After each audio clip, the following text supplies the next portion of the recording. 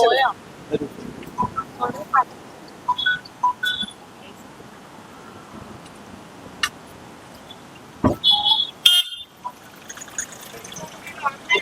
ലംഘനമാണ് സുപ്രീം കോടതിയുടെ അർണേഷ് വിധിയുടെ ലംഘനമാണ്. സുപ്രീം കോടതിയുടെ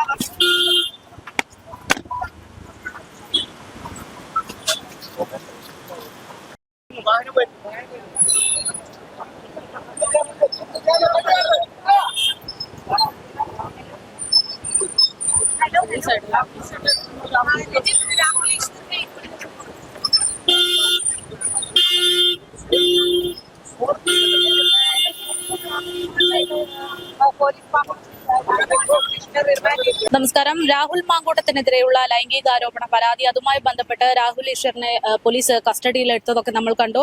വളരെ നാടകീയമായിട്ടുള്ള രംഗങ്ങളാണ് ഉണ്ടായിട്ടുള്ളത്. നമ്മളിപ്പോൾ ഇവിടെ സൈബർ സെല്ലിന്റെ മുന്നിലേക്ക് വന്നത് പോലും അത്തരത്തിലൊരു നാടകീയ രംഗമായിരുന്നു. അതായത് ഒരുപാട് പോലീസുകാർ ചീറിപ്പാഞ്ഞു പോകുന്ന സംവിധാനം, ഒരു വലിയ കുറ്റവാളിയെ കൊണ്ടുപോകുന്നത് പോലെയൊക്കെ തോന്നുന്ന സംവിധാനമായിരുന്നു. എന്തായാലും നമ്മളോടൊപ്പം രാഹുൽ ഈശ്വറിന്റെ വൈഫ് കൂടെ ചേരുന്നുണ്ട്. മാം, ഈ ഒരു അറസ്റ്റ് എന്താണ്, ഈ ഒരു അറസ്റ്റിന് ഭാഗമായിട്ട് തോന്നുന്നത്? നടപടികൾ അവര് ഇന്നലെ വീട്ടിൽ വന്നിട്ട് അറസ്റ്റ് ചെയ്തതാണ്.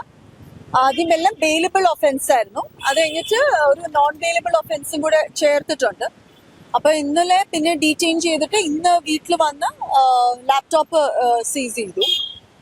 അപ്പൊ ലാപ്ടോപ്പ് എന്നിട്ട് ഇപ്പം അറസ്റ്റിലാണ്. അപ്പൊ ഇനിയിപ്പോ വൈകുന്നേരം 3:30 ആകുമ്പോഴത്തേക്കും കോടതിയിൽ സമർപ്പിക്കും. എന്നിട്ട് അവിടുന്ന് നമ്മൾ ബെയിലിന് ശ്രമിക്കണം.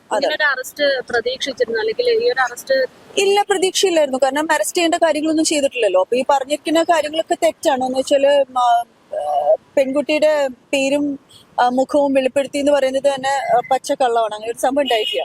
അപ്പൊ അത് നിലനിൽക്കില്ല എന്ന് മനസ്സിലായപ്പോ പിന്നെ ഒരു നോൺ ബെയിലബിൾ ഒഫൻസ് ചേർത്തു. അതും ഈ പറഞ്ഞ സെക്ഷലി കളേർഡ് റിമാർക്സ് എന്നുള്ളൊരു 75(1) ആണ്.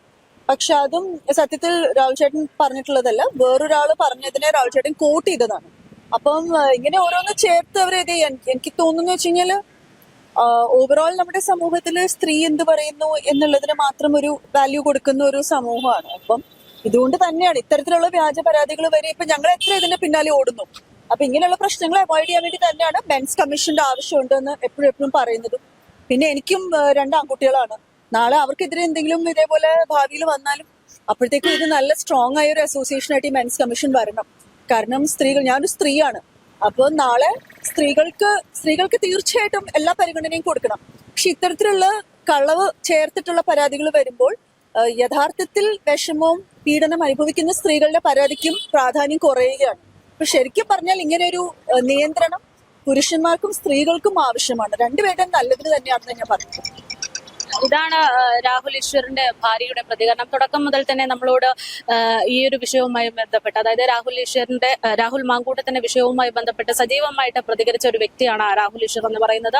അദ്ദേഹം തുടക്കത്തിലൊന്നും ഈ പറയുന്നത് പോലെ ഒരു യുവതിയുടെ അല്ലെങ്കിൽ ആ പരാതിക്കാരിയുടെ വിവരങ്ങളൊന്നും തന്നെ നമ്മളോടും പ്രതികരിച്ചിരുന്നില്ല. പക്ഷെ പിന്നീട് കേസ് മറ്റൊരു വഴിത്തിരിവിലേക്ക്, അല്ലെങ്കിൽ രാഹുൽ മാങ്കൂട്ടത്തിനെ ഏത് വിധേനയെയും കുടുങ്ങും എന്നുള്ള തരത്തിലേക്ക് എത്തിയ സമയത്താണ് രാഹുൽ ഈശ്വർ ഈ പറയുന്നത് പോലെ സന്ദീപ് വാര്യരുടെ ഫേസ്ബുക്കിൽ അടക്കം ഈ ഒരു ഫോട്ടോ ഉണ്ട് എന്നതൊക്കെയുള്ള കാര്യങ്ങൾ വെളിപ്പെടുത്തുന്നത്. അല്ലെങ്കിൽ യുവതി മറ്റൊരു വിവാഹം കഴിച്ച ആളായിരുന്നു എന്നും യഥാർത്ഥത്തിൽ ചതിക്കപ്പെട്ടത് രാഹുൽ മാങ്കൂട്ടത്തിലാണ് എന്നുള്ള പ്രതികരണമൊക്കെ നടത്തിയത്. എന്തായാലും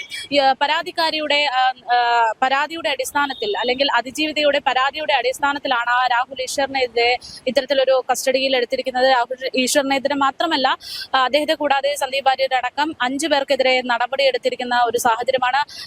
ഇന്ന് രാവിലെ മുതൽ രാഹുൽ ഈശ്വറുമായി ബന്ധപ്പെട്ടുള്ള അന്വേഷണങ്ങളാണ് പോലീസ് നടത്തിക്കൊണ്ടിരിക്കുന്നത്.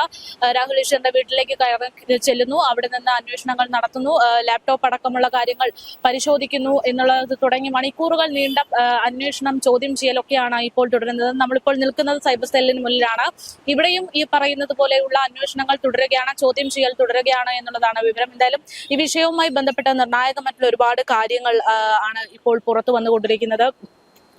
പക്ഷേ ഇത്തരത്തിൽ പോലീസ് കസ്റ്റഡിയിൽ എടുക്കുന്നതടക്കം ഉണ്ടായിട്ടും തന്റെ നിലപാടിൽ നിന്ന് ഒരു തെല്ല് പിറകോട്ടില്ല എന്നുള്ള തരത്തിലാണ് രാഹുൽ ഈശ്വറിന്റെ പ്രതികരണം. താൻ പറഞ്ഞതിൽ യാതൊരു തെറ്റുമില്ല, തന്നെ ഈ പറയുന്നത് പോലെ അറസ്റ്റ് ചെയ്യേണ്ടെന്ന യാതൊരു ആവശ്യവും ഉണ്ടായിരുന്നില്ല, കള്ളപ്പരാതിയുടെ അടിസ്ഥാനത്തിലാണ് ഇത്തരത്തിലൊരു അറസ്റ്റ് അടക്കം നടന്നിരിക്കുന്നത് എന്നുള്ള നിലപാടിൽ ഉറച്ചു നിൽക്കുകയാണ് രാഹുൽ ഈശ്വർ. എന്തായാലും രാഹുൽ മാങ്കൂട്ടത്തിന്റെ വിഷയം, പരാതി, അത് വളരെ നിർണായകമായിട്ടുള്ള ഒരു വഴിത്തിരിവിലേക്ക് തന്നെ പോയിക്കൊണ്ടിരിക്കുന്നു എന്ന് പറയാതെ വയ്യ. തദ്ദേശ തെരഞ്ഞെടുപ്പ് അടുത്തുകൊണ്ടിരിക്കുന്നതിനിടെയാണ് ഇത്തരത്തിലൊരു വിവാദം ഉയരുന്നത് എന്നുള്ളത് കൂടെ ഏറെ പ്രധാനപ്പെട്ട ഒരു വിഷയമാണ്.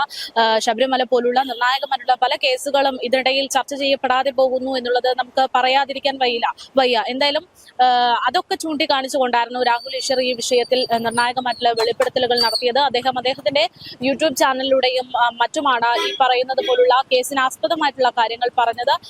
യുവതിയുടെ ഐഡന്റിറ്റി വെളിപ്പെടുത്തുന്ന തരത്തിൽ അദ്ദേഹത്തിന്റെ യൂട്യൂബ് ചാനലിലൂടെ ഒരു പ്രതികരണം അദ്ദേഹം നടത്തി എന്നുള്ളതാണ് കേസിന് ആസ്പദമായിട്ടുള്ള പരാതിയിൽ പറയുന്ന കാര്യങ്ങൾ. എന്തായാലും അതിജീവിതയെ അപമാനിച്ചു, അല്ലെങ്കിൽ അതിജീവിതയിലേക്ക് പൊതുജനങ്ങൾക്കടക്കം എത്താൻ പറ്റുന്ന തരത്തിലുള്ള സൂചനകൾ രാഹുൽ ഈശ്വർ നടത്തി എന്ന പരാതിയുടെ അടിസ്ഥാനത്തിലാണ് ഇപ്പോൾ പോലീസ് രാഹുൽ ഈശ്വറിനെ കസ്റ്റഡിയിലെടുത്തിരിക്കുന്നത്. അതേസമയം സംഭവവുമായി ബന്ധപ്പെട്ട് രാഹുൽ മാങ്കൂട്ടത്തിനെതിരെയുള്ള അന്വേഷണവും ഊർജിതമാക്കിയിരിക്കുകയാണ് പോലീസ് എന്നുള്ള വിവരങ്ങളാണ് പുറത്തുവരുന്നത്. ഒരു ചുവന്ന കാറിൽ രാഹുൽ മാങ്കൂട്ടം ഈ പറയുന്നത് പോലെ പലയിടങ്ങളിലും സഞ്ചരിച്ചിട്ടുണ്ട്, പോലീസിന്റെ കൺവെട്ടത്തിൽ തന്നെ ഉണ്ട് എന്ന തരത്തിലുള്ള സൂചനകളാണ് പുറത്തുവരുന്നത്. കഴിഞ്ഞ ദിവസം തിരുവനന്തപുരത്ത് രാഹുൽ മാങ്കൂട്ടം എത്തിയിരുന്നു എന്ന വാർത്തകൾ പുറത്തു വന്നിരുന്നു. എന്നാൽ അത് പോലീസിനെ തെറ്റിദ്ധരിപ്പിക്കാൻ വേണ്ടി, രാഹുൽ മാങ്കൂട്ടം തിരുവനന്തപുരത്താണ് ഉള്ളത് എന്ന് തെറ്റിദ്ധരിക്കാൻ വേണ്ടിയിട്ട് വരുത്തി തീർത്ത കഥയാണ് എന്നതടക്കമുള്ള കാര്യങ്ങൾ പോലീസ് പ്രതികരിക്കുന്നുണ്ട്. എന്തായാലും പാലക്കാട് കേന്ദ്രീകരിച്ച് പ്രധാനമായിട്ടും രാഹുൽ മാങ്കൂട്ടത്തിന് വേണ്ടിയുള്ള തിരച്ചിലിലാണ് പോലീസ്. നിർണായകമായിട്ടുള്ള പല മൊഴികളും യുവതി നൽകി കഴിഞ്ഞു എന്ന് തന്നെയാണ് ഈ വിഷയത്തിൽ പറയുന്നത്. അതുകൊണ്ട് തന്നെ യുവതിയുടെ മൊഴിയുടെ അടിസ്ഥാനത്തിൽ രാഹുൽ മാങ്കൂട്ടത്തിനെതിരെ കേസ് ശക്തമാകാനുള്ള സാഹചര്യമുണ്ട്. ഈ ഒരു സാഹചര്യത്തിൽ ഇപ്പോൾ സൈബർ സെല്ലിന്റെ മുൻവശത്തടക്കം ഈ മെൻസ് അസോസിയേഷന്റെ ഭാഗമായിട്ട് വട്ടിയൂർക്കാവ് അജിത് കുമാർ, അതായത് മെൻസ് അസോസിയേഷന്റെ കേരള സ്റ്റേറ്റ് പ്രസിഡന്റ് വട്ടിയൂർക്കാവ് അജിത് കുമാർ അടക്കം പുറത്ത് കാത്തു നിൽക്കുന്ന ഒരു സാഹചര്യമാണുള്ളത്.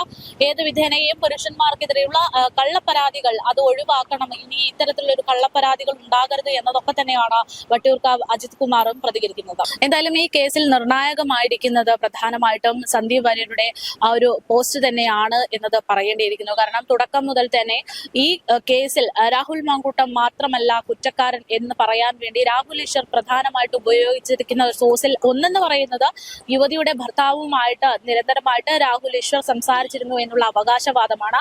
രണ്ടാമത്തെ സോഴ്സ് എന്ന് പറയുന്നത് സന്ദീപ് വാര്യരുടെ ഫേസ്ബുക്ക് പോസ്റ്റ് തന്നെയാണ്. കാരണം ഇതിനു മുമ്പ് തന്നെ രാഹുൽ ഈശ്വർ പറഞ്ഞൊരു കാര്യമുണ്ട്, അതായത് ഈ യുവതി വിവാഹിതയാണ് എന്നും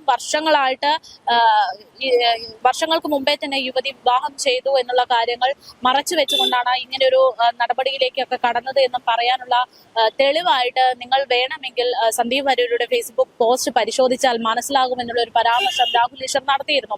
സന്ദീപ് വാര്യരും ആ ഒരു പോസ്റ്റിനെ തള്ളിക്കളയുകയല്ല ചെയ്തത്, അത് അംഗീകരിക്കുക തന്നെയാണ്. കാരണം സന്ദീപ് വാര്യർ പറയുന്ന ഒരു കാര്യമുണ്ട്, യുവതിയെ തനിക്ക് അറിയാമെന്നും യുവതിയുടെ വിവാഹത്തിന് താൻ പങ്കെടുത്തിട്ടുണ്ട് എന്നും പറഞ്ഞിട്ടുണ്ട്.